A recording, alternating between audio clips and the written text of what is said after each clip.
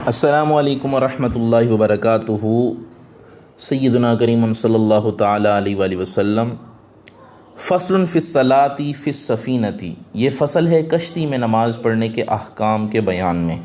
کہ کشتی میں نماز پڑھنے کا کیا حکم ہے۔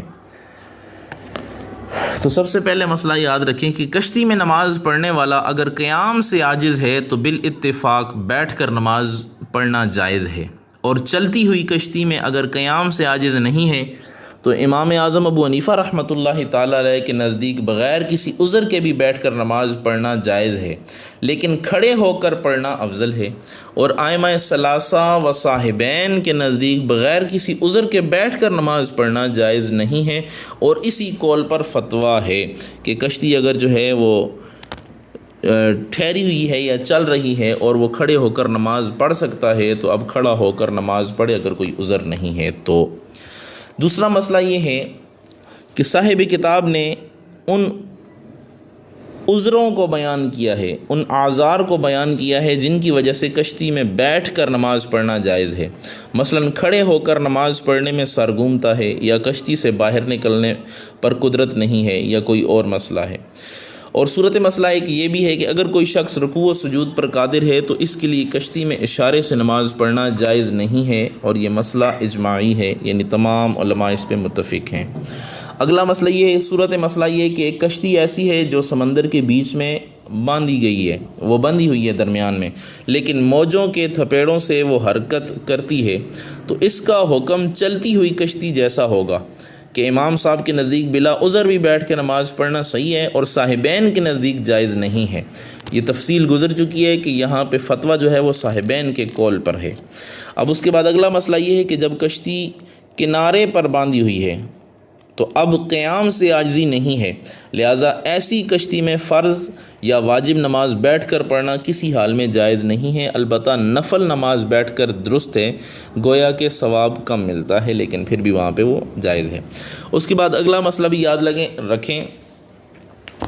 کہ اگر کشتی کنارے سے بندھی ہوئی ہے اور اس کا کچھ حصہ زمین پر ٹکا ہوا ہے اور کوئی شخص اس میں کھڑا ہو کر نماز پڑھے تو یہ درست ہے، اور یہ ایسا ہی ہے جیسے چارپائی پر نماز پڑھتا ہے۔ اور اگر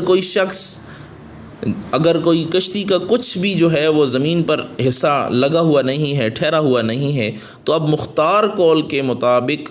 کھڑے ہو کر بھی کشتی میں نماز پڑھنا درست نہیں ہے، جبکہ اس سے باہر نکل کر نماز پڑھنا ممکن ہو۔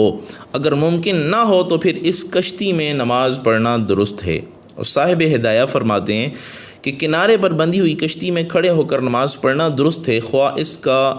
ٹکاؤ زمین پر یعنی زمین پر کچھ لگی ہو یا نہ ہو، کشتی سے باہر نکلنا ممکن ہو یا نہ ہو۔ تو مسئلہ وہی ہے، اگر باہر نکلنا ممکن ہو تو باہر پڑے گا، اگر باہر نکلنا ممکن نہ ہو اور کشتی ساری کی ساری جو ہے وہ پانی میں ہے، سائڈ کنارے پہ نہیں لگی ہوئی، تو پھر باہر نکل کے ہی پڑے گا، اور اگر کنارے پہ لگی ہوئی ہے، ٹھہری ہوئی ہے، تو پھر پڑھ سکتا ہے۔ ایک اور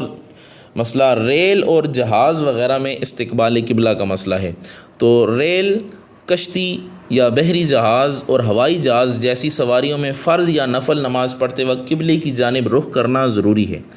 بعض ناواقف لوگ بلا عذر کے ریل وغیرہ کے سفر میں قبلے کا لحاظ کیے بغیر جدھر چاہتے ہیں حسب سہولت نماز پڑھ لیتے ہیں، تو یہ جائز نہیں ہے۔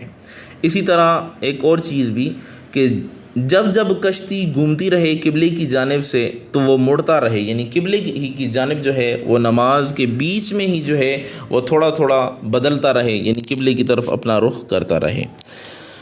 اب دوران نماز ریل اور جہاز کا گھوم جانا، یعنی دوران نماز اگر ریل گاڑی یا جہاز گھوم رہا ہے تو آپ قدم کو آہستہ آہستہ جو ہے وہ گھسیٹتے ہوئے اپنا رخ جو ہے وہ قبلے کی جانب کرتے رہیں، لیکن قدم اٹھا کے جو ہے وہ تبدیل نہیں کرنا، بلکہ قدم کو گھسیٹتے ہوئے جو ہے وہ تبدیل کرنا ہے۔